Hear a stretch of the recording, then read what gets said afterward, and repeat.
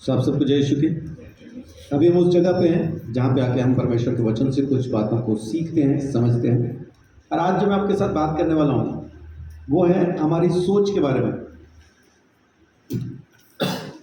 परमेश्वर का वचन सोच के बारे में बहुत कुछ और बहुत सारी चीज़ें शुरू से कहता आता है। जैसे कि आदम ने जो फल खाया भले और बुरे के ज्ञान का, तो उसकी जिंदगी में फर्क कहां पे आया कि वो परमेश्वर से जुदा हो गया। उसकी सोच में फर्क आ गया क्योंकि वो भला बुरा खुद से सोचना शुरू कर दिया उसने। अब परमेश्वर उसकी भलाई का आधार नहीं रह गया। अब उसकी भलाई का आधार है मैं जो सोचूंगा वही मेरे लिए भला होगा, क्योंकि मैं अपने बारे में भला सोचता हूं। तो भलाई का आधार परमेश्वर से हटके अब उसकी सोच उसकी भलाई का आधार बन गया। नूह के जमाने में परमेश्वर ने जमीन को जो पानी से धोया एक बार, किस वजह से धोया? फिर सोच की वजह से, है ना। उत्पत्ति 6:5 देखिए।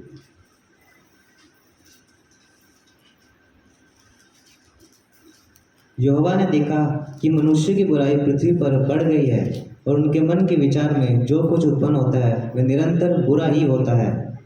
अब परमेश्वर सीधा सीधा कह रहा है कि तुम्हारे अंदर जो कुछ भी पैदा हो रहा है बुरा ही होगा। सोच में जो है बुरा है, तुम कुछ भी अच्छा नहीं सोचते। और मैंने आज तक बहुत से लोगों को यही कहते हुए सुना है, जी पास्टर जी मन से आज तक कभी किसी का बुरा नहीं सोचा। और परमेश्वर वहां से कह रहा है तुम्हारा मन ही खराब है, तुम्हारी सोच ही खराब है, तुम्हारे अंदर अच्छी सोच है ही नहीं। लेकिन मनुष्य इस बात को मानने के लिए तैयार नहीं है कि मेरा मन खराब है। मनुष्य हमेशा ही यही सोचता है कि मेरा मन तो बहुत अच्छा है और मेरे अंदर कोई बीमारी कोई परेशानी है नहीं। ये सब कुछ वीडियो में दिख रहा है क्या?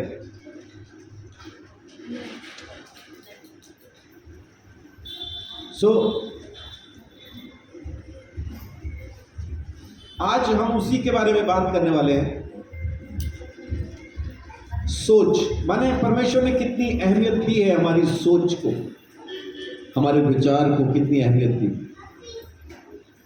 हम अपनी सोच अपने विचार को वो अहमियत देते हैं क्या? हम नहीं दे रहे। परमेश्वर उसको इतना अहमियत देता है लेकिन हम अहमियत नहीं देते।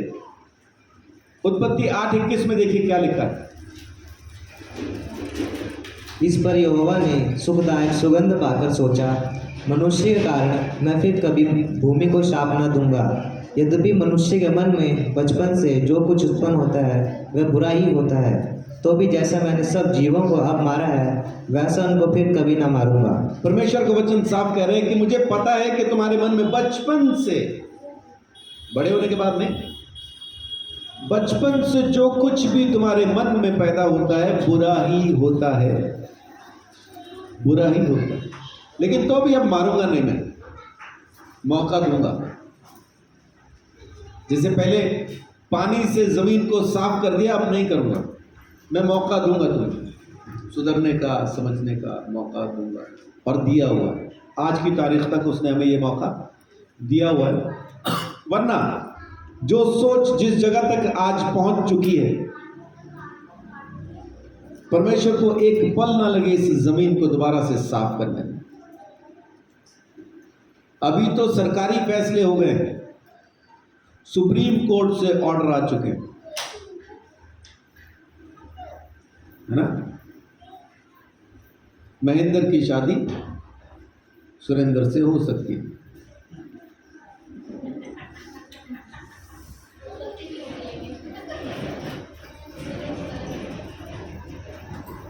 कमला की शादी विमला से हो सकती है। ये सुप्रीम कोर्ट के फैसले हैं। अब ये इलीगल नहीं रह गया, कानूनी हो गया। सोच यहां तक गिर गई है कि कानून भी इस चीज पे मोहर लगा रहा है, करो कोई जुर्म नहीं है। संसार इतना ज्यादा अपने मन पे आ गया है। 16 साल की लड़की ये फैसला ले सकती है कि किसके साथ जीना है। अपने हिंदुस्तान का कानून कहता है शादी करने की जरूरत नहीं। जब तक आप लोगों का मन आपस में मिलता है, इकट्ठे रहो, बच्चे भी पैदा कर सकते हैं।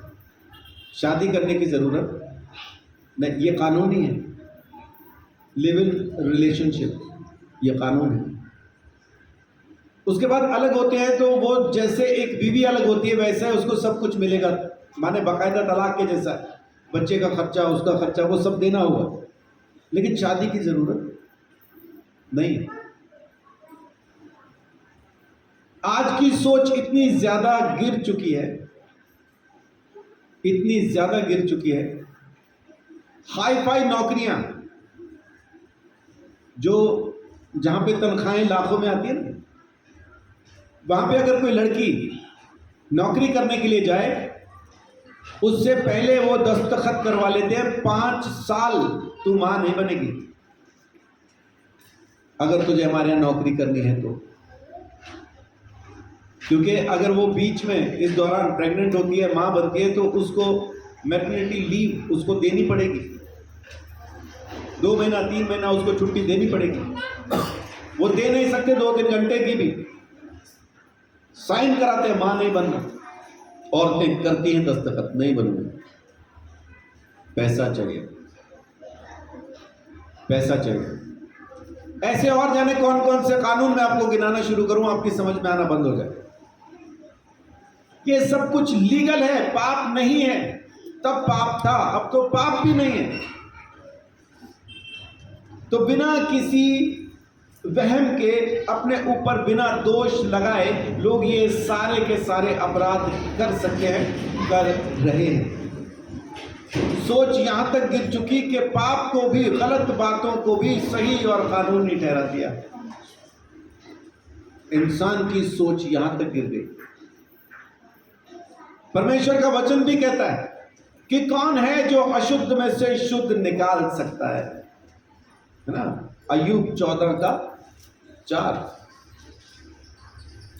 अशुद्ध वस्तु से शुद्ध वस्तु को कौन निकाल सकता है? कोई नहीं। और अशुद्ध क्या है? यीशु मसीह ने कहा तुम्हारे अशुद्ध मन में से जो निकलता है वो अशुद्ध है। अगर मेरी सोच अशुद्ध है तो उसमें से शुद्ध वस्तु बाहर आ ही नहीं सकती। लाखों लड़कियां मुंबई, कोलकाता, दिल्ली और मद्रास के वेश्यालयों पे हर साल बेची जाती हैं। उनमें से अगर 100 लड़कियां अगर आई हैं वहां पे वेश्यालय में, उनमें से 70% अपने सपनों के राजकुमार के साथ घर से भागी हैं। सपना टूटा तब जब पता चला यहां तो राजकुमार रोज बदल जाता है। इतनी कहानियां सुनने के बावजूद भी लड़की सुधरती थोड़ी है, फिर सपनों के राजकुमार के साथ भाग जाती है। और सपनों का राजकुमार उसको बेच के कैश लेके गायब, किसी दूसरी सपनों की राजकुमारी को लाने के लिए।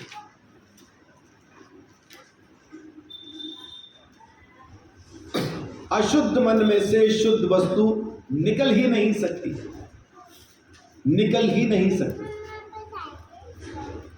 एक इंग्लिश की सेइंग है, once a foxy is always a foxy। लेकिन हम बार बार एक ही बंदे से धोखा खाते। पंचकुला के अंदर सेक्टर 7 में, सेक्टर 8 में एक छोटा सा चौक बना दिया गया। मतलब मोहल्ले के अंदर था तो छोटा सा चौक था, कोई बहुत बड़ा नहीं था, इतना चौक होगा। इस चौक में कोई बंदा अगर टकरा जाए गलती से तो कितनी बार टकराएगा? पता तो चली जाएगा ना उसको, यहाँ पे चौक है, पहले टक्कर में पता लग जाएगा यहाँ पे चौक है, तो कितनी बार टकराएगा उससे? पहली और आखिरी बार, हमारा एक दोस्त, उसका नाम है टोनी, वो उसमें 8 बार लगा, 8 बार एक ही चौक में टक्कर मारी उसने अपने वेस्पा से, और 8वीं बार में तो ऐसी मारी कि चौक उखाड़ दिया उसने जगह से। फिर हम सारे तो है ही थे, हमने कहा उखाड़ तो इसने दिया ही है, सबने नीचे हाथ फंसाए, चौक को ऐसा टायर के जैसा खड़ा किया और वहां से सड़क पे से ही हटा दिया। अब जा भाई, तो अब तेरी टक्कर कहीं नहीं है। ऐसे लोग हैं, एक ही जगह में बार बार धोखा खाते हैं। सावधान, आपका मन कैसा है, आपकी सोच कैसी। परमेश्वर के सामने उसके हुजूरी में जाने के लिए जब हम जाते हैं, परमेश्वर के सामने उपस्थित होने के लिए जाते हैं, एक चौक आता है रास्ते में जो आपको वहां तक रोकने, वहां पहुंचने से रोकना चाहता है। उस चौक में आपकी टक्कर होती है 1 बार, 2 बार, 3 बार। आप अपने ही चौक से कितनी बार टकरा चुके हैं। वो आदत जो आपसे छूट नहीं रही, वो बुराई, वो सोच जो आपके अंदर से जा नहीं रही, वो चौक है आपका। कब तक एक ही चौक में टक्करें मारते रहेंगे? कब तक एक ही चौक से टकराते रहेंगे? उसको हटा देना बड़ा जरूरी है परमेश्वर तक पहुंचने के लिए। अपनी सोच को शुद्ध कर लेना जरूरी है। परमेश्वर के सामने कोई नहीं कह सकता। यशायाह 58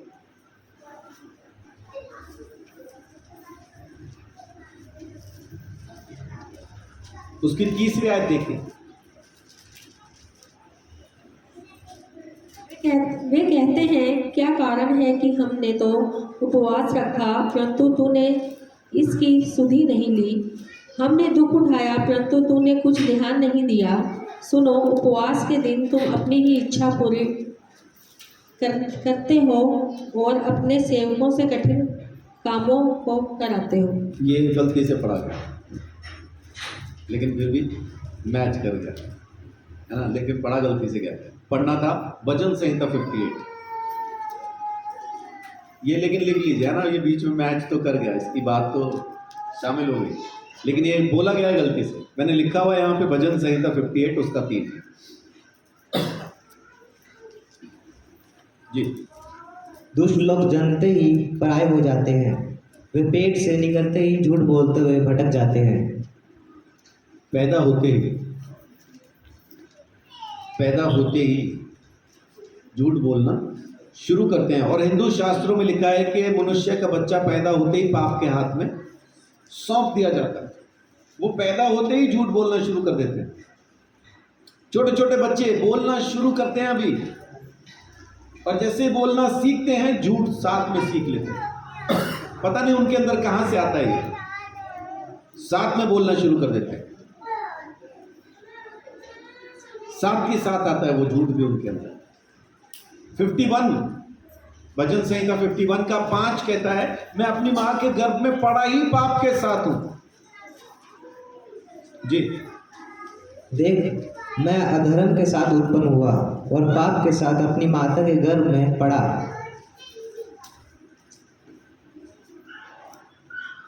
जमीन पे ऐसा एक भी शख्स नहीं जो ये कह पाए कि मेरे अंदर पाप नहीं है, मैं पापी नहीं हूं। एक भी नहीं कह सकता। लेकिन ये पाप है कहां पे?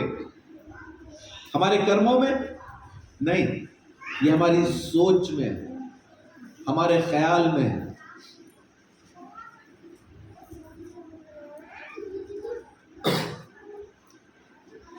परमेश्वर का मंदिर,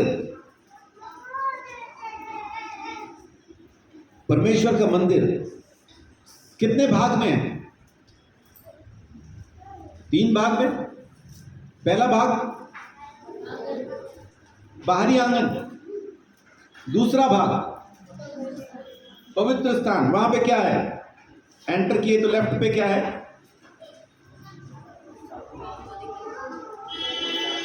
पांव बाहर धोया बाहरी आंगन में।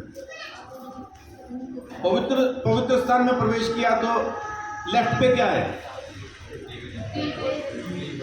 7 दिए। सीधे हाथ पे क्या है? एक वेदी जिस पे हर शनिवार को 12 रोटियां रखी जाती और हर शनिवार को उठाई जाती। वो रोटियां कौन खाता है? याजक। सामने क्या है? वेदी है। वेदी पे क्या करते हैं? धूप जलाते हैं। वेदी के बाद क्या? परम पवित्र स्थान, जिसको पर्दे से कवर किया जाता। तो 3 भाग, बाहरी आंगन जहां पे बलिदान को जलाया जाता और वहीं से राख बाहर निकाल दी जाती, और एक हौद जिसमें हाथ पांव धो के एंट्री होती पवित्र स्थान में। और पवित्र स्थान में दिया, ये दिया कब तक जलता रहता था?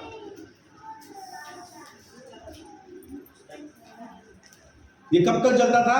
अंधेरा होने से सुबह तक। अंधेरा होने से सुबह तक, सदा जलता नहीं था वो। जब रोशनी हो गई है, सुबह हो गई है, तो दिए की जरूरत नहीं है। लेवियों का काम था कि उसको रात भर जला के रखना, रात को बुझना नहीं चाहिए। रात को ही बत्ती गुल होती है। यीशु कहता है जागते रहोगे तो परीक्षा में नहीं पढ़ोगे। जागते रहने का मतलब क्या है बाइबल में? दुआ में रहो, दुआ में रहो। और इधर रोटियां हैं, परमेश्वर का भोजन, परमेश्वर का वचन जो हमारे लिए अनंत जीवन की रोटी है, और सामने धन्यवाद का बलिदान जो परमेश्वर को हमें चढ़ाना है। अब इंसान के शरीर को अगर हम देखें तो ये 3 भाग कैसे आपको दिखाई देते हैं? बेल्ट से नीचे का हिस्सा बाहरी आंगन, जहां पे बलिदान चढ़ाई हुई जो भेंट है उसकी राख जहां से बाहर निकल जाती है, वहां पे वेदी का भी, उसका हौद का भी काम है नहाने धोने के लिए। और फिर बेल्ट से ऊपर और गर्दन से नीचे पवित्र स्थान, जहां पे मंदिर को सुचारू रूप से चलाए रखने के लिए काम किया जाता है। वहां पे दिया जलाया जाता है, वहां पे रोटी रखी जाती है, वहां पे धन्यवाद का बलिदान चढ़ाया जाता है। फिर आता है परम पवित्र स्थान, जहां पे परमेश्वर का वास है। वो कौन सी जगह है? गर्दन के ऊपर की आपकी ये फुटबॉल, परमेश्वर यहीं रहना चाहता है। परमेश्वर आपके शरीर में नहीं रहना चाहता, परमेश्वर आपकी सोच में रहना चाहता है। वो परम पवित्र स्थान है। आपकी सोच में परमेश्वर रहना चाहता है, आपकी नजर में परमेश्वर रहना चाहता है, आपके कान में परमेश्वर रहना चाहता है, आपके मुंह, आपकी जबान में परमेश्वर रहना चाहता है। अगर ऊपर की इस फुटबॉल में परमेश्वर है तो समझ लीजिए सारे शरीर में फिर उसकी उपस्थिति आप महसूस करेंगे। पूरी चंगाई भी आपको महसूस होगी और सब कुछ होगा, क्योंकि परमेश्वर उस जगह पे है जो उसको चाहिए, और वो है आपकी सोच। वो आपकी सोच है। यीशु कहता है ना, तुम मेरा मंदिर हो, तो ये बिल्कुल उसी मंदिर के नक्शे पे बना हुआ है जो परमेश्वर ने दिया था। और वो कहता है कि वो हाथ का बनाया हुआ नहीं होगा, स्वर्गीय हमें मिलने वाला है, लेकिन जो हाथ का बना है इसको भी तो वैसा संभाल के रखना अपने लिए जरूरी है। आमीन। अब कौन कह सकता है कि जी मेरे अंदर कोई पाप है ही नहीं? कौन कह सकता? नीति वचन 20:9 बोलिए।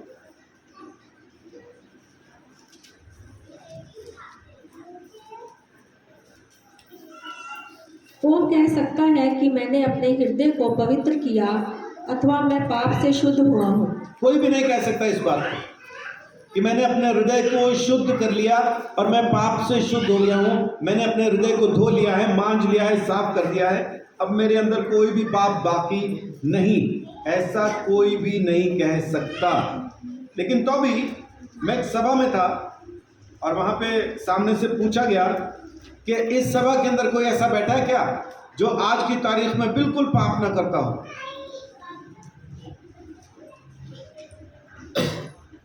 प्रभु का धन्यवाद कि मैं उस भीड़ में नहीं था। मैं ट्रांसलेशन के लिए सामने खड़ा था, इसलिए अगर मैं हाथ खड़ा भी करता तो लोगों को ये लग रहा था कि हमारे हाथ खड़े करवाने के लिए कह रहा है। तो मैंने हाथ खड़ा किया, लोगों ने वही समझा कि ये तो हाथ खड़ा करवाने के लिए कह रहा है, पर मैं ईमानदारी से सच कह रहा था मैं तो करता हूं जी आज भी। लेकिन सामने अच्छे वाले सोफों पे बैठते हैं ना, जो वहां पे एक बिशप बैठे थे।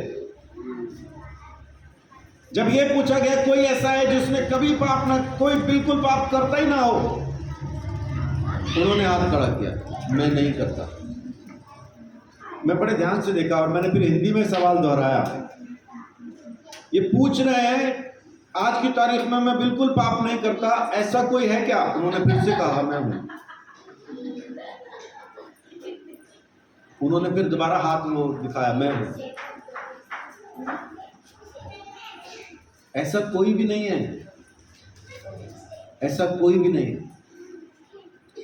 विश्वासी हो, एल्डर हो, पास्टर हो, बिशप हो, आर्च बिशप हो, मेट्रोपॉलिटन हो, पोप हो, तोप हो, कोई हो,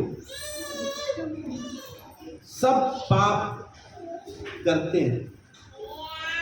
परमेश्वर का वचन कहता है एक भी धर्मी नहीं, एक भी नहीं। इस चीज को समझना बड़ा जरूरी है। देखिए, जब तक आप अपनी बीमारी को नहीं समझेंगे, आपको उसका इलाज नहीं चाहिए। बीमारी समझ में आएगी तो इलाज चाहिए। बहुत से लोग तो बीमारी को बीमारी नहीं समझते। कोलेस्ट्रॉल को आज तक मैंने कभी किसी को सीरियसली लेते हुए नहीं देखा। उनको पूछो कि क्या हुआ, कुछ नहीं, थोड़ा सा कोलेस्ट्रॉल बढ़ा हुआ, बाकी तो ठीक है। ओ भाई, ये जो थोड़ा सा बढ़ा हुआ ना, ये तेरे को ले जाएगा, बढ़ा देगा तेरे को।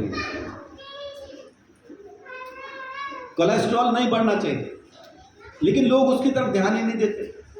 उनको लगता है कोई बीमारी ही नहीं है ये।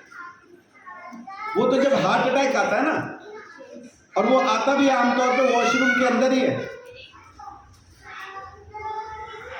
बंदा वॉशरूम क्या होता है, अंदर से गिरने की आवाज आती है, फिर जड़म।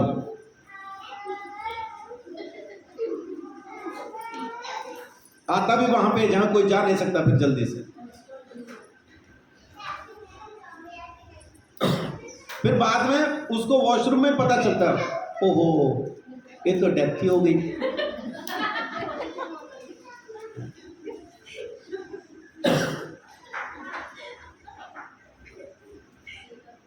कोलेस्ट्रॉल को बीमारी नहीं समझते।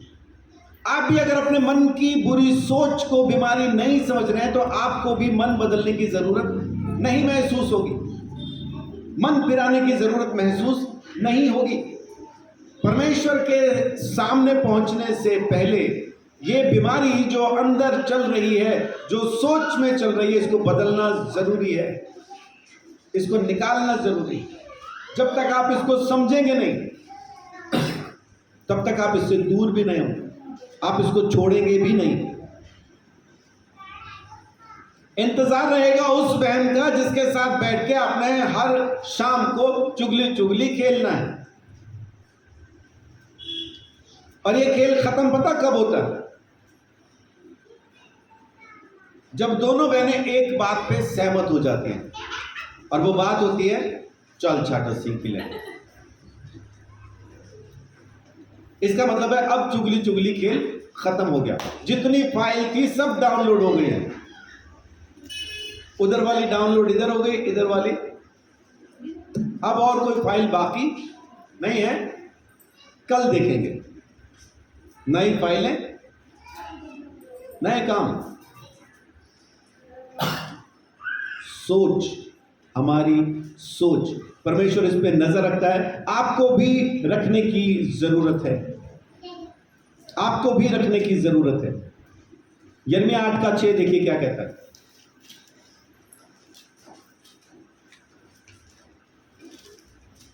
मैंने ध्यान देकर सुना, परंतु ये ठीक नहीं बोलते। इनमें से किसी ने अपनी बुराई से पछताकर नहीं कहा, हाय मैंने यह क्या किया है। जैसा घोड़ा लड़ाई में वेग से दौड़ता है, वैसे ही इनमें से हर एक जन अपनी ही दौड़ में दौड़ता है। हाँ, यिर्मयाह 8:6 क्या कहता है कि मैंने इनको ध्यान से सुना, ये सही नहीं बोलते। ये गलत बोलते हैं, लेकिन कोई भी मानने को तैयार नहीं कि हाँ ये मैंने क्या कहा, ये मैंने क्या कर दिया। परमेश्वर कह रहा है मैं ध्यान से देख रहा हूं ये क्या सोचते क्या बोलते हैं, लेकिन कोई भी अपनी गलती मानने को तैयार नहीं है। जब उनसे बात भी करो ना तो दोबारा यही कह रहे होते हैं सामने वाला ही खराब है, इस वजह से तो मैंने ये कहा। आप कारण तो समझो मेरे बोलने का, आप तो समझते ही नहीं। परमेश्वर कह रहा है इनमें से कोई भी अपनी गलती मानने को तैयार नहीं, सब अपनी अपनी सोच अपने अपने विचार से बोलते हैं, और मैं बड़े गौर से सुन रहा हूं ये सही नहीं बोलते हैं, लेकिन मानते भी तो नहीं कि मैंने गलत कहा। अपने आप को सही ठहराने के हमारे पास 1101 तरीके हैं, सामने वाले को गलत ठहराने के लिए हमारे पास 3600 तरीके हैं। लेकिन परमेश्वर कह रहा है एक ही तरीका है तेरे पास कि तू मान जा कि तू गलत है। इंसान मानने को तैयार नहीं, मानते नहीं है। 18 अध्याय में देखिए, 18 का 11-12। इसलिए अब तू यहूदा और यरूशलेम के निवासियों से कह, यहोवा यूं कहता है, देखो मैं तुम्हारी हानि की युक्ति और तुम्हारे विरुद्ध प्रबंध कर रहा हूँ, इसलिए तुम अपने बुरे मार्ग से फिरो और अपना अपना चाल चलन और काम सुधारो।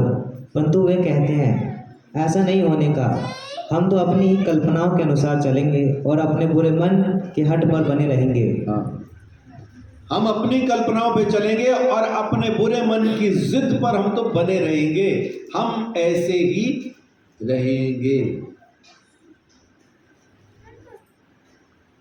बीसीआई में जब मैं पास्टर था वहां पे मैंने एक और भाई को समझाया, मैंने उसको समझाया, मैंने उसको बताया भाई ये जो तू कर रहा है वो ठीक नहीं है। और अगले ही दिन मुझे उसकी रिंगटोन क्या बोलते हैं, जब हम कॉल करेंगे तो हमें सुनाई देगी, कॉलर ट्यून। अगले दिन उसकी कॉलर ट्यून ने मुझे बता दिया कि उसको सारी बात समझ में आ गई। अगले दिन सुबह मैंने उसको कॉल किया और मुझे गाना सुनाई दिया, हम तो भाई ऐसे हैं ऐसे रहेंगे। मुझे पता चल गया, समझ गया ये नहीं मानेगा, ये नहीं मानेगा। उसकी कॉलर ट्यून ने अगले दिन बता दिया। आपको परमेश्वर कह रहा है सुधर जा। अगले दिन सुबह जब परमेश्वर आपको कॉल लगाए तो आपकी कॉलर ट्यून तो कहीं ये नहीं करी, हम तो भाई ऐसे हैं ऐसे ही रहेंगे।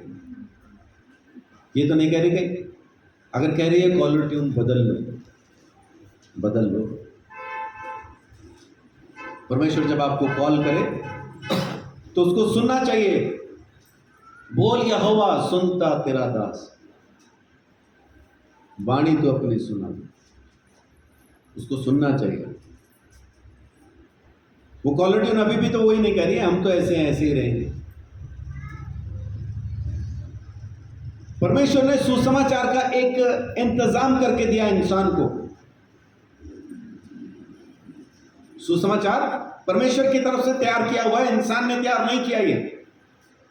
ये खुशखबरी खुदा से आती है, उसने ये खुशखबरी जमीन को दी है, मैंने अपना इकलौता पुत्र तुम्हें दे दिया, जो विश्वास करेगा नाश ना होगा बल्कि अनंत जीवन पाएगा। ये खुशखबरी खुदा की तरफ से हमें आती है। लेकिन परमेश्वर जानता है, परमेश्वर जानता है कि ये सुनने के बाद भी इंसान नहीं मानता, इंसान नहीं मानता। यशाया 48 का 6 से 8 पढ़िए। यशाया 48 6 से 8। तूने सुना है, अब इन सब बातों पर ध्यान कर और देखो क्या तुम उसका प्रचार ना करोगे। अब से मैं तुझे नई नई बातें और ऐसी गुप्त बातें सुनाऊंगा जिन्हें तू नहीं सुनता, नहीं जानता। वे अभी अभी सृजी गई हैं, अभी अभी सृजी ताजी हैं, बिल्कुल जी। प्राचीन काल से नहीं, परंतु आज से पहले तूने उन्हें सुना भी नहीं था। ऐसा न हो कि तू कहे कि देख मैं तो इन्हें जानता था। अब ये किसकी बात चल रही है? सुसमाचार की। मैं तुझे एक ऐसी अनोखी बात बताने पे हूं, एक ऐसी बात सिखाने पे हूं जो पहले जमीन पे कभी किसी ने नहीं सुनी। यशायाह नबी के साथ परमेश्वर पहली बार बात कर रहा है कि मैं तुम्हारे लिए अपना इकलौता पुत्र देने वाला हूं, जो तुम्हारे पापों को अपने ऊपर उठाएगा, जो तुम्हारे लिए मारा जाएगा, गाड़ा जाएगा, तीसरे दिन मुर्दों में से जी उठेगा, और वो तुम्हारे सारे अधर्म के दंड को अपने ऊपर उठा के तुम्हें पापों से आजाद कर देगा, दंड से आजाद करेगा। ये यशायाह के साथ परमेश्वर पहली बार बात कर रहा है, खुले तौर पे पहली बार यशायाह के साथ परमेश्वर बात कर रहा है। परमेश्वर कह रहा है, देख तुम करोगे ये प्रचार, तुम सब कुछ करने वाले हो, मैं नई बातें तुम्हारे लिए सिरज रहा हूं, इससे पहले किसी ने नहीं सुनी, तू सुन रहा है पहली बार। आगे क्या कहता है 8वें आयत में? हाँ, नीचे तूने उन्हें ना तो सुना और ना जाना, न इससे पहले तेरे कान ही खुले थे, क्योंकि मैं जानता था क्योंकि मैं जानता था। अब से पहले क्यों नहीं था? क्यों नहीं बताई थी? क्योंकि मैं जानता था। परमेश्वर एक बात को पहले से जानता है, इसलिए सुसमाचार सब लोगों तक नहीं पहुंचाता। बहुत से लोग कहते हैं ना जी, अगर परमेश्वर बचाना ही चाहता है तो सबको सुसमाचार क्यों नहीं सुना देता। सबको सुसमाचार न सुनाने के पीछे ये वजह है कि परमेश्वर पहले से जानता था, जानता है। क्या? क्योंकि मैं जानता था कि तू निश्चय विश्वासघात करेगा और गर्भ ही से तेरा नाम अपराधी पड़ा है। तू देगा मुझे धोखा, मैं जानता था। तू गर्भ से अपराधी है, मैं जानता था, इसलिए ये बातें पहले नहीं बताई। लेकिन अब जब बताने पे आता है, देखिए उसके बाद अभी हम 48 चैप्टर 48 में है ना, अब यशायाह के साथ खुल के परमेश्वर बात करता है 53 में। उसका 5 और 6 पढ़िए। परंतु वह हमारे ही अपराधों के कारण घायल किया गया, वह हमारे अधर्म के कामों के कारण कुचला गया, हमारी ही शांति के लिए उस पर ताड़ना पड़ी कि उसके खोड़े खाने से हम लोग चंगे हो जाएं। हम तो सब के सब भेड़ों के समान भटक गए थे, हम में से हर एक ने अपना अपना मार्ग लिया और यहोवा ने हम सबों के अधर्म का बोझ उसी पर लाद दिया। अब पहली बार परमेश्वर बता रहा है, इतना खुल के सुसमाचार पुराने नियम में यशायाह 53 में मिलता है आपको। लेकिन उससे पहले 48 में क्या कहता है? मैं बता सकता था पहले भी, लेकिन अब बता रहा हूं। पहले क्यों नहीं बताया? क्योंकि मैं जानता था धोखा दोगे, बदलोगे नहीं, गर्भ से अपराधी हो। इसका मतलब क्या कह रहा है परमेश्वर? कि मैं तुम्हें एक नई सोच देना चाहता हूं, एक नया विचार दे देना चाहता हूं, लेकिन मैं जानता हूं कि तुम अपने पुराने विचार छोड़ोगे नहीं, तुम बदलोगे नहीं। ईमानदारी की बात, चर्च में आते सबसे पुराने विश्वासी से लेके आज तक सालों हो गए, लेकिन क्या हमारी वो चुगली की, झगड़े की, वो लड़ाई की, वो इसकी उसकी आदतें खत्म हो गई? नहीं हुई। अब भी सुनती हैं मुझे अब भी सुनाई देती। क्यों? क्योंकि परमेश्वर को पता है हम नहीं बदलेंगे, तो भी उसने अपने इकलौते बेटे को हम जैसी विश्वासघाती कलीसिया के लिए दे दिया उसने। ये देख के भी दे दिया कि धोखा देंगे तब भी अपना बेटा उसने हमारे लिए कुर्बान कर दिया। तुम नहीं बदलते दिक्कत नहीं, लेकिन मैं भी नहीं बदल सकता। अगर तुम नहीं बदल सकते तो मैं तो परमेश्वर हूं, मैं कैसे बदल जाऊं अपनी कही बात से, अपने प्रेम से मैं कैसे मुकर जाऊं? परमेश्वर नहीं मुकरा, परमेश्वर नहीं बदला। परमेश्वर ने अपने इकलौते बेटे को हमारे लिए कुर्बान कर दिया, ये जानते हुए, ये बूझते हुए, ये समझते हुए कि हम नहीं बदलेंगे, फिर भी दे दिया। अभी मौका दे रहे हैं कि हम अपनी सोच को बदल लें, अपने आप को बदल लें, हम नए हो जाए, लेकिन हम होने के लिए तैयार नहीं ना। रोमियो 8 उसका 7-8,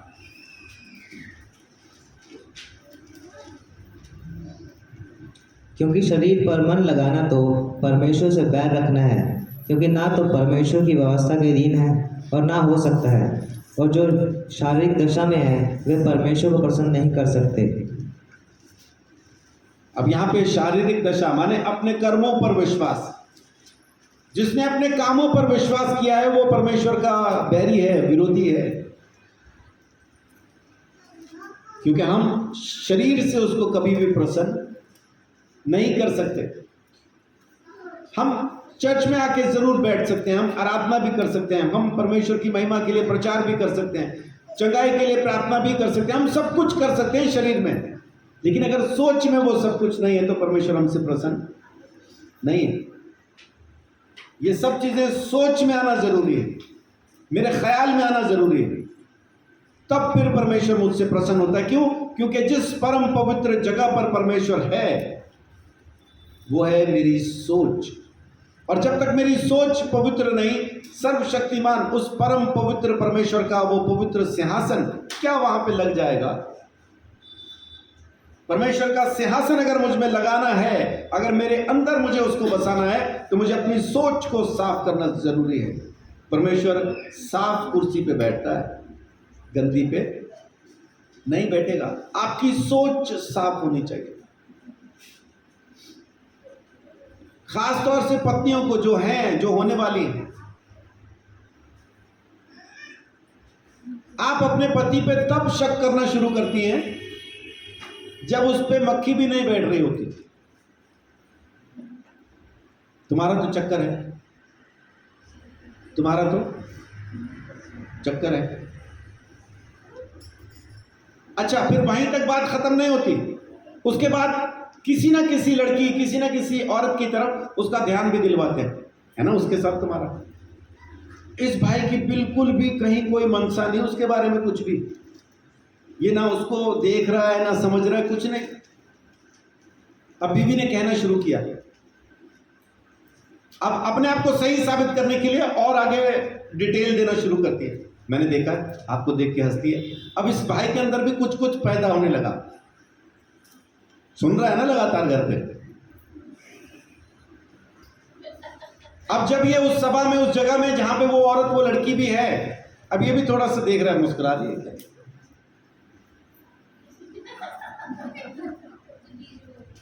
पहले नहीं था कुछ भी, है ही नहीं था कुछ, लेकिन इसने घर पे कह कह के चक्कर है, चक्कर है, चक्कर है। अब ये देख के उसको, अब इसको तो पक्का पता है, मेरे को देख के मुस्कुराती है। पता है नहीं था इसको, बीवी ने बताया। अब ये अपनी तरफ से पक्का कंफर्म है कि मुझे देख के मुस्कुराती है, और उसे देख के अब ये ऐसे ही मुस्कुरा रहा है, क्योंकि वो तो पहले ही मुस्कुरा रही, वो तो पहले ही मुस्कुरा रही भाई। बीवी ने बताया। मां के बाद अगर आदमी किसी की बात मानता है तो बीवी की। बीवी ने कह दिया, पक्का हो गया। अब अगर गलती से वो भी सामने से मुस्कुरा दी तो अब चक्कर है। बाद में फिर वही बीवी कह रही होती है, देखा मैंने पहले कहा था। वो मन में सोच रहा था, जब तूने कहा था तब तो मेरे को पता भी नहीं था कुछ, तब तो मेरे को कुछ आइडिया भी नहीं था।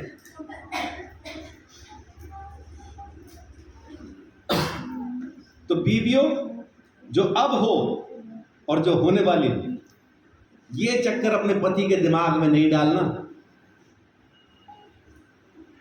अगर उस पर कोई ऐसा कुछ भिनभिना भी रही हो ना मक्खी, तो घर पे यही कहना, मैंने कर ली तो उससे कौन करता तेरे से? मैंने की है तो एहसान मान, मैंने तेरे से शादी कर ली, तुझे तो कौन देखने वाला था?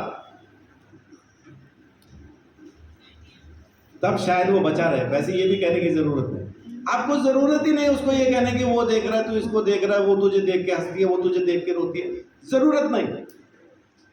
आपने पति के विचारों के अंदर एक विचार डाल दिया और लड़की भी बिठा दी नाम के साथ, वो वाली है।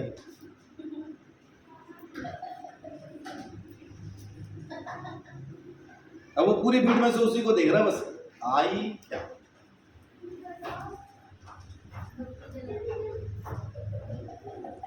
तो ऐसे से विचार न दें, न दें, न पति पत्नी को, न पत्नी पति को, ऐसे विचार न दें। वो विचार रखें जो परमेश्वर को महिमा देते हैं, जो उसकी प्रशंसा, उसकी तारीफ करते हैं। उठते बैठते उसको याद कराओ, तेरी मेरी शादी का गवाह परमेश्वर है। और बहुत बार हम इसी गवाही के खिलाफ बात करते हैं। मुझे तो कई बार लगता है मैं तो गलत ही फंस गई यहाँ पे। इसका मतलब परमेश्वर हमारी गवाही का झूठा गवाह है ना। शादी सही नहीं है, परमेश्वर ने आमीन आमीन कहा है। आप जिस जगह हैं परमेश्वर की मर्जी से, जिसके साथ हैं खुदा की मर्जी से, उसकी तारीफ करें, प्रशंसा करें। अपने कर्मों से नहीं, अपने विचारों से परमेश्वर को महिमा दीजिए। शरीर पे मन लगाना तो परमेश्वर से बैर करना है। शरीर माने आपके काम, इसमें धर्म के काम गिन लो, जो भी गिनना हो गिन लो। आज्ञा पालन से मैं धर्मी हो जाऊंगा, ये भी इसी में आता है। आपकी सोच को परमेश्वर देख रहा है। इफिसियों 2 अध्याय 1 से 3 तक देखिए।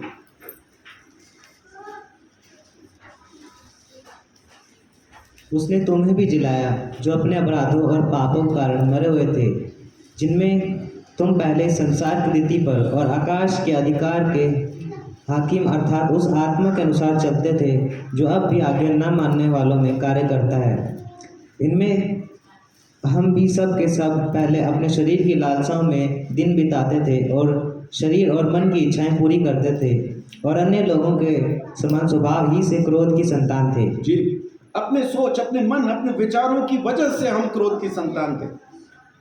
परमेश्वर से दूर दुष्ट आत्मा हमारी जिंदगी में इसीलिए काम कर रहा था क्योंकि हमारी सोच परमेश्वर की सोच से मिलती नहीं थी। हमारी सोच हमारी अपनी लालसाओं से जुड़ी थी, शारीरिक इच्छाओं को पूरा करने वाली सोच थी। इसलिए अंधकार के हाकिम हमारी जिंदगी में काम कर पाते थे। लेकिन आज की तारीख में जब हम परमेश्वर से जुड़े हैं तो हमारे मरे हुए काम खत्म हुए। अब जिंदा आत्मा के जिंदा काम हम करते हैं, जिंदा सोच अपने अंदर लेके चलते हैं। किसी से आपकी नाराजगी हो तो गुस्सा शाम तक खत्म होना चाहिए। ये बढ़ता मालूम कब है? ये गुस्सा कब बढ़ता है? जब आप उसी बात को 2-4 लोगों के साथ शेयर करते हो, तब ये बढ़ता जाता है। पता है उसने ऐसा किया मेरे साथ, पता है उसने ऐसा किया मेरे साथ। अब जितने लोगों के साथ आप ये शेयर करेंगे, सामने से कोई ना कोई सलाह वो आपको देंगे और ये अच्छी नहीं होगी। तो तूने क्या किया? मैं होता तो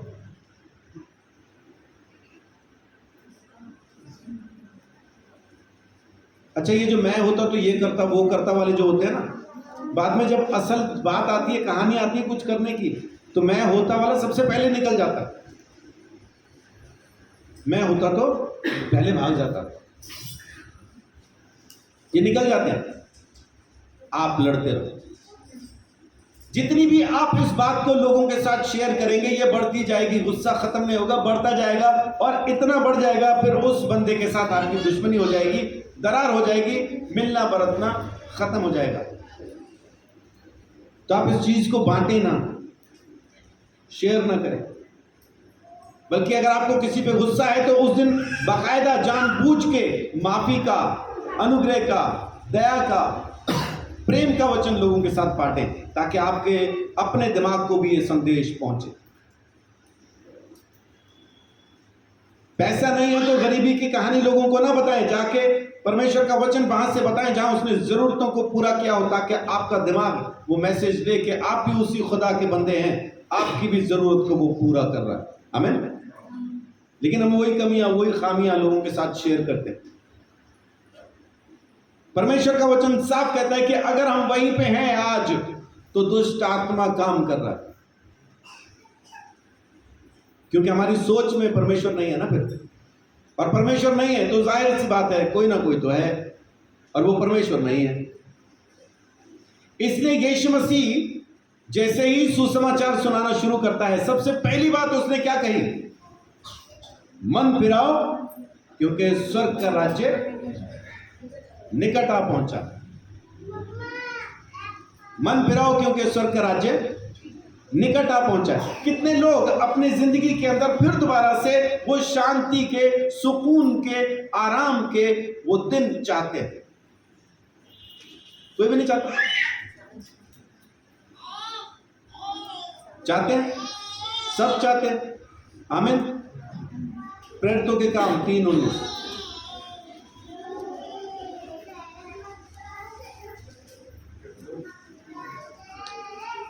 इसलिए मन फिराओ और लौट आओ कि तुम्हारे पाप मिटाए जाए, जिससे प्रभु के सम्मुख से विश्रांति के दिन आए।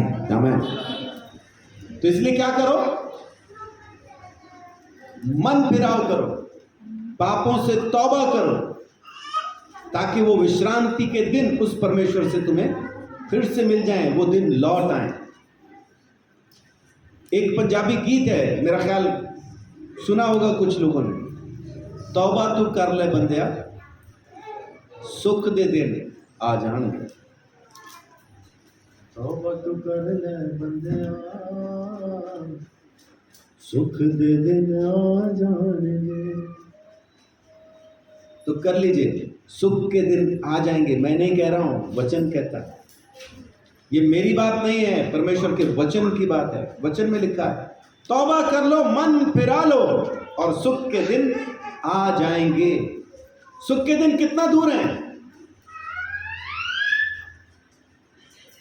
कितनी दूर है? एक सोच दूर है बस। ये सोच बदली और सुख के दिन आ गए। एक सोच आपके दिन को बदल के रख देगी, आपकी जिंदगी को बदल के रख देगी। एक सोच। लौट आओ परमेश्वर के पास, लौट आओ। वापस आने की सोच सब कुछ बदल के रख देगी, मन फिरा देगी। 11 का 18 भी पढ़िए।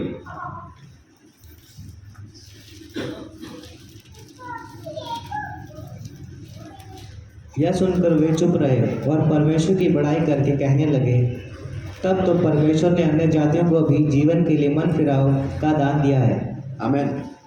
किस चीज के लिए दिया मन फिराव का दान? जीवन के लिए। और यीशु मसीह ने क्या कहा, मैं तुम्हें क्या देने आया हूं?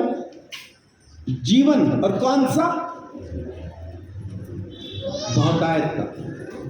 कौन सा जीवन? बहुतायत का जीवन। बहुतायत का जीवन का मतलब क्या हुआ? बहुतायत के जीवन का मतलब है, आपको जब जो चाहिए परमेश्वर वो देगा। चंगाई चाहिए, मिल गई। पैसा चाहिए, मिल गया। इज्जत चाहिए, मिल गई। शौहरत चाहिए, मिल गई। रुतबा चाहिए, मिल गया। जो चाहिए सो मिल गया। वो बहुतायत की जिंदगी देने के लिए आया। चोर आया चोरी करने, नाश करने, घात करने, हत्या करने, और यीशु मसीह आया जीवन देने, बहुतायत का जीवन देने। और इस वचन में क्या लिखा है? जीवन कहां पे है? मन फिराव के वरदान में। फिर से पढ़िए तो। यह सुनकर वे चुप रहे और परमेश्वर की बड़ाई करके कहने लगे, तब तो परमेश्वर ने अन्य जातियों को भी जीवन के लिए मन फिराव का दान दिया है। जीवन के लिए मन फिराव का दान दिया है। देखिए उस परमेश्वर का अनुग्रह देखिए कि उसने मन फिराव भी आपके हाथ में नहीं छोड़ा। मन फिराव भी उसने दान में दे दिया। उसको पता है पहले से, बदलेंगे नहीं। मन फिराव का भी दान दे दिया उसने। अब आपको बस वो फिरा हुआ मन लेके यूज करना है। मेरा मन मैं बदलने पे जाऊं कभी नहीं बदलेगा। परमेश्वर ने मन फिराव का दान दे दिया। ऐसी कौन सी चीज है जो परमेश्वर ने दान में हमें नहीं दे दी? क्या प्रेम और क्या अनुग्रह है ना। अगर उसके बावजूद भी हम उसको समझ ना पाए, फिर तो लाख।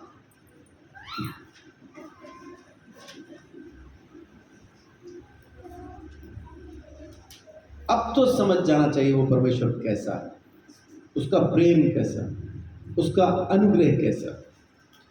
अब समझ जाना चाहिए।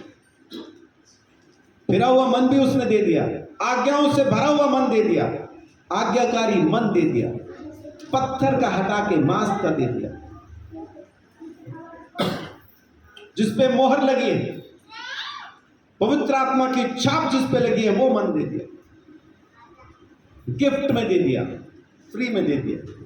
लीजिए, यूज कीजिए, और सब कुछ आपके हाथ में परमेश्वर ने कर दिया। उसको लो, यूज करो, परमेश्वर के नाम को महिमा दो। आमीन।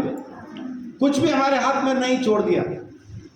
बहुत बार मैं सुनता हूं, नहीं जी मन नहीं फिराएंगे तो स्वर्ग कैसे जाएंगे। परमेश्वर को पता है नहीं फिराएंगे, धोखा देंगे, इसलिए उसने खुद अपनी तरफ से एक फ्री गिफ्ट, नॉक नॉक, कौन है? कुरियर वाला। क्या लाया हुआ है? फिरा हुआ मन लाया। किसने भेजा? बाप ने भेजा। पेमेंट करो, सीओडी है, कैश ऑन डिलीवरी है। तो पेमेंट क्या करनी है? पुराने वाला दे दो, ये ले लो, इतना ही है। इसी में आपके पास नया मन आ जाता। ले तो लो, सोच में तो ले लो।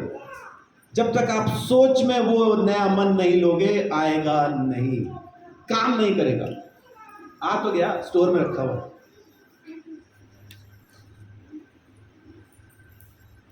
यूज नहीं करते।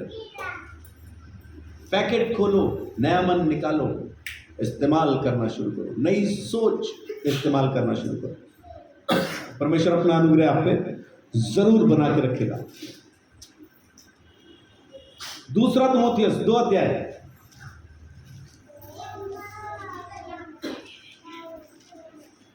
दूसरा तीमुथियुस 2 अध्याय 25-26।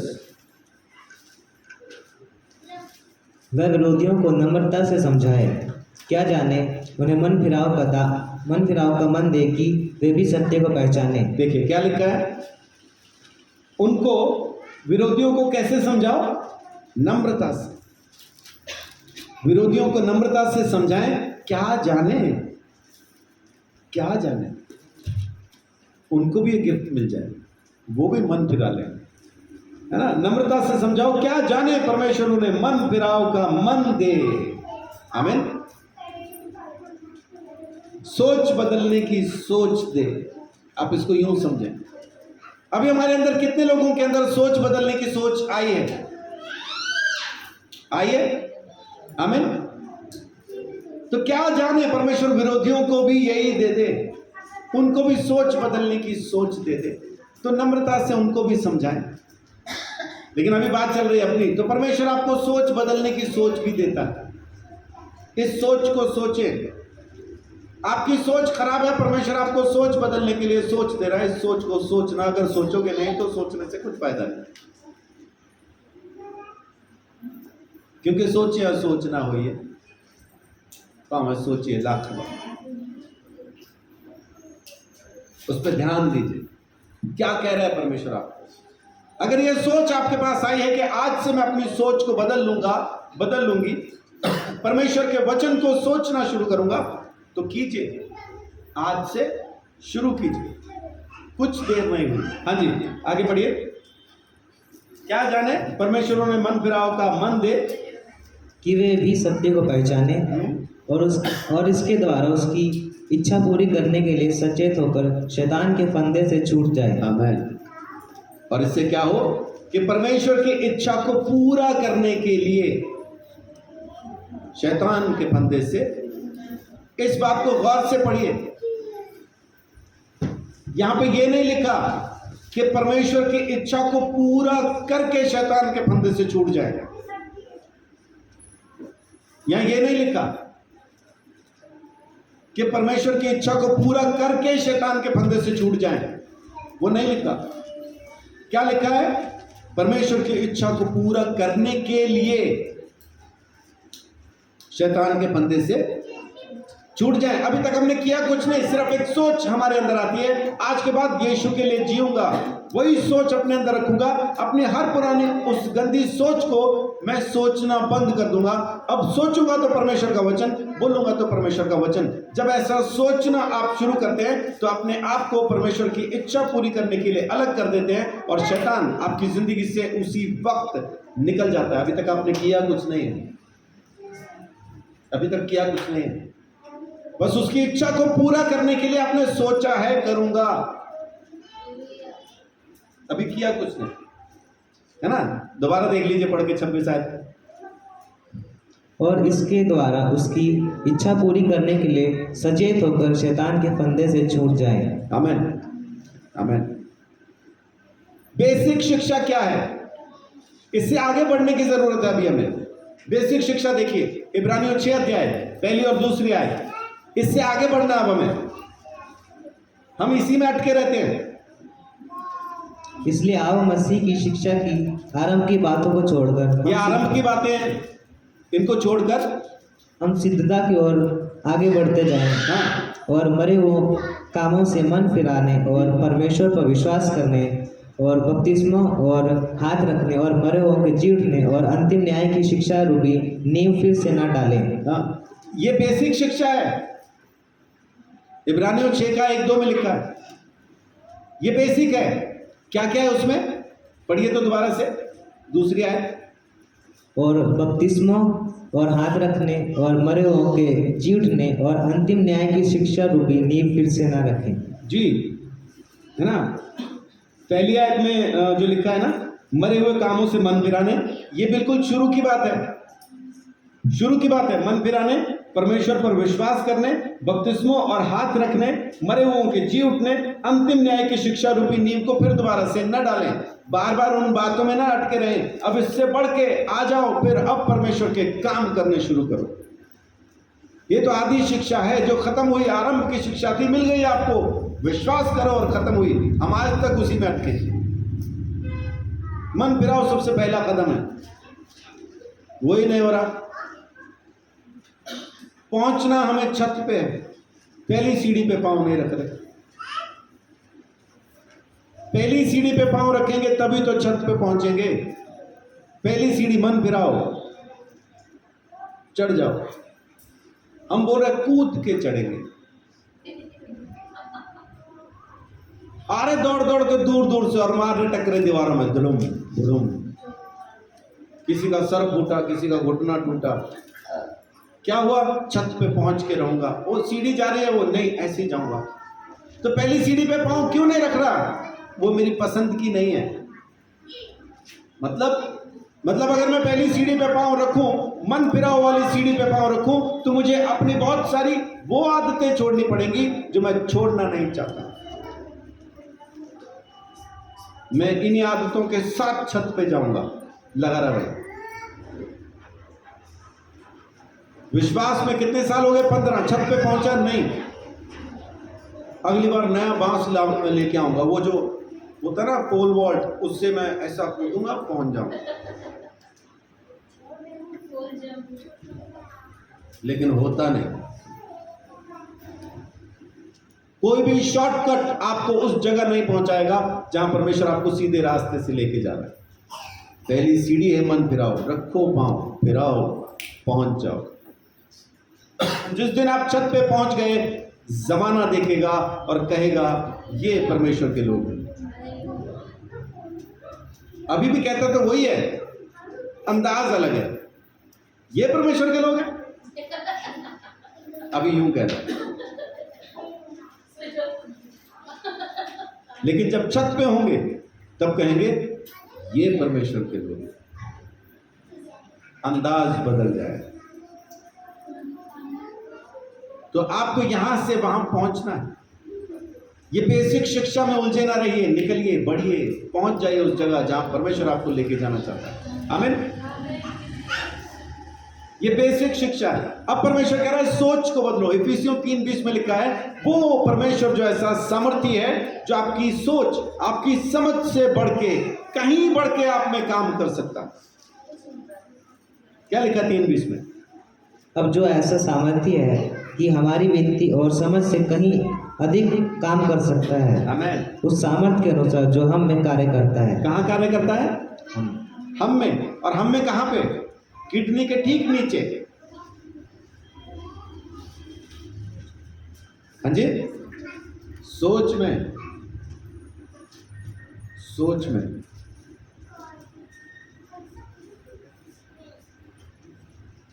ना एक भाई को मैंने कहा, भाई परमेश्वर का आत्मा तुझ में काम करता है, क्यों नहीं दिखाई दे रहा? कह रहे जी, जिस लीवर के हिस्से में वो काम कर रहा था ना, डॉक्टर ने बताया डैमेज हो गया।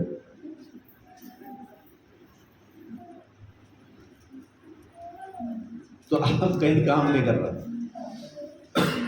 परमेश्वर ना आपके दिल में, ना गुर्दे में, ना तिल्ली में, ना कलेजे में, न गॉल ब्लैडर में, कहीं काम नहीं कर रहा।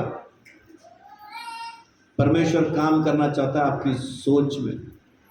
बदल लीजिए, आने दीजिए, वो सारे काम आपके लिए पूरा करने के लिए तैयार है। आमीन। लेकिन अगर उसको आने देंगे तभी तो। फिलिपियों 4 अध्याय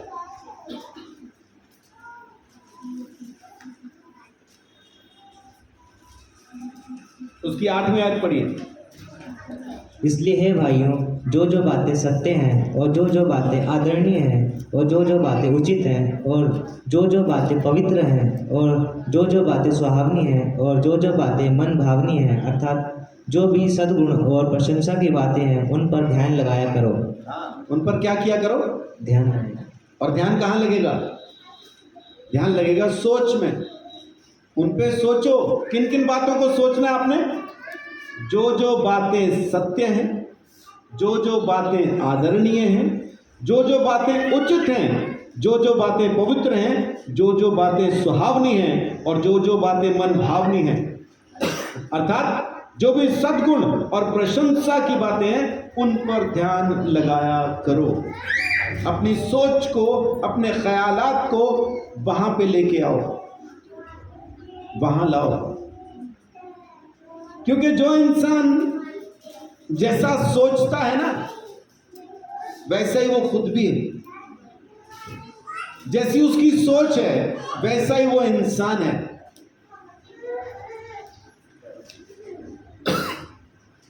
बहुत से लोगों के बारे में हम कहते हैं, ओ ना, ये तो गंदा आदमी है। किस वजह से कहते हैं? उसकी सोच की वजह से। इसकी सोच खराब है, सोच का खराब है। मन का बड़ा अच्छा आदमी है, ये अच्छा आदमी है। मन का अच्छा आदमी माने सोच का अच्छा आदमी। नीति वचन 23 का 7 स्पष्ट कहता है कि जैसा इंसान की सोच है वैसा ही वो खुद भी है।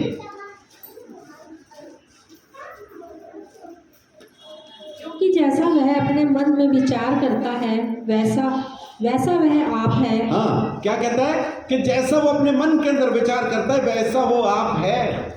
तो परमेश्वर हमको हमारी सोच के हिसाब से जांचता है। जैसी मेरी सोच है, परमेश्वर की नजर में मैं वैसा ही हूं। मेरे कामों से नहीं जांच रहा मुझे। अगर मेरे कामों से जांचने आए तो नरक का दरवाजा खुला है। लेकिन परमेश्वर का धन्यवाद कि वो मेरे कामों से मुझे नहीं जांचता, मेरी सोच से मुझे जांचता। तो आप सोच बदल लीजिए, आपका सब कुछ बदल जाएगा। अपनी सोच के अंदर उन चीजों को ले आओ और सब कुछ बदल जाएगा। आमीन। आत्मिक जीवन अगर जीना है तो आज के बाद अपने घर के अंदर, अपने बेडरूम में, अपने ड्राइंग रूम में, अपने किचन में, अंदर आते बाहर जाते, एक ये वचन आपको लगातार दिखता रहना चाहिए। यूहन्ना 6 का 63 आत्मा तो जीवनदायक है, शरीर से कुछ लाभ नहीं। जो बातें मैंने तुमसे कही हैं वे आत्मा है और जीवन भी है। यीशु क्या कह रहा है? जो बातें मैं तुमसे कहता हूं वो बातें आत्मा भी हैं और जीवन भी। अगर इस बात को मैं जोड़ के कहूं कि यीशु मसीह की बातें ही आत्मिक जीवन है तो गलत कहता हूं क्या? यूहन्ना 6:63 में स्पष्ट लिखा है कि मेरी बातें आत्मा भी हैं, जीवन भी हैं। तो अगर मैं ये कहूं कि जब आप यीशु मसीह की बातों पे चलना शुरू करेंगे, वही है आत्मिक जीवन। लेकिन हम आत्मिक जीवन किसको समझते हैं? बहुत प्रार्थना करने वाले को हम कहेंगे इसका जीवन बड़ा आत्मिक है। बड़ा वचन पढ़ने वाले को कहेंगे इसका जीवन बड़ा आत्मिक है। चंगाइयां जिसके द्वारा हो रही हैं, हम कहेंगे इसका जीवन बड़ा आत्मिक है। वचन इन सब को खारिज करता है। वचन कहता है जो कोई यीशु की बातों पर चलता है उसका जीवन आत्मिक है। क्योंकि यीशु ने कहा मेरी बातें जीवन हैं और मेरी बातें आत्मा है। तो यीशु मसीह की बातों को मानने वाला ही आत्मिक जीवन है। अगर हम उसकी बातें नहीं मान रहे, बाकी सब कुछ हमारी जिंदगी से हो रहा है, परमेश्वर की नजर में वो कुछ भी नहीं है। परमेश्वर की बातों को माने। परमेश्वर की बातों को माने, वही आत्मिक जीवन है। इसलिए वो कहता है यूहन्ना 15:7 में कि यदि तुम मुझ में बने रहो और मेरी बातें तुम में बनी रहे तो तुम जो चाहो मांगो वो तुम्हारे लिए हो जाएगा। अब से मैं तुम्हें दास न कहूंगा बल्कि दोस्त कहूंगा, क्योंकि दास को नहीं पता कि मालिक क्या करना चाहता है, लेकिन दोस्त को पता है कि दोस्त क्या चाहता है। तो यीशु मसीह हमारे साथ अपनी बातों को शेयर करता है। तो आखिर में फिर से मैं वही एक चीज आपको कहना चाहता हूं कि अपनी सोच को बदल लीजिए, अपने मन को बदल लीजिए। आपके अंदर प्रभु यीशु मसीह की बातें आ जानी चाहिए, आपके अंदर यीशु मसीह का स्वभाव आ जाना चाहिए, आपकी सोच में परमेश्वर की सोच आ जानी चाहिए। अपनी सोच को उसके हाथ में दे दीजिए, और वो जो गिफ्ट उसने दिया है ना, फिराया हुआ मन, फ्री में दे दिया उसने, बदला हुआ मन उसने आपको फ्री में दिया है, उसको लीजिए, यूज कीजिए। पवित्रता उसने गिफ्ट में दी है, बदले हुए मन के साथ उसकी दी हुई पवित्रता, उसकी दी हुई धार्मिकता, परमेश्वर की वो सामर्थ जो उसने हमें दी है, पवित्र आत्मा उसने हमें गिफ्ट में दिया है, सब कुछ तो गिफ्ट में दे दिया। अब बाकी क्या रह गया? बाकी रह गए हमारे बहाने, बाकी रह गई हमारी अपनी लालसाएं, बाकी रह गई हमारी खुद की इच्छा। मैं बदलना नहीं चाहता, मुझे वो सब नहीं चाहिए, मैं ऐसा ही रहूंगा। हम तो भाई ऐसे हैं, ऐसे ही रहेंगे। अगर ऐसा ही है तो फिर तो भाई आपको कोई बदल नहीं सकता। लेकिन अगर आपके मन में ये सोच आई है कि मैं बदल जाऊं, तो आज ये मौका है, ये समय है बदल जाने का। बदल जाए और प्रभु आपकी जिंदगी में बहुत आशीष, बड़ी बरकत दे। आमीन।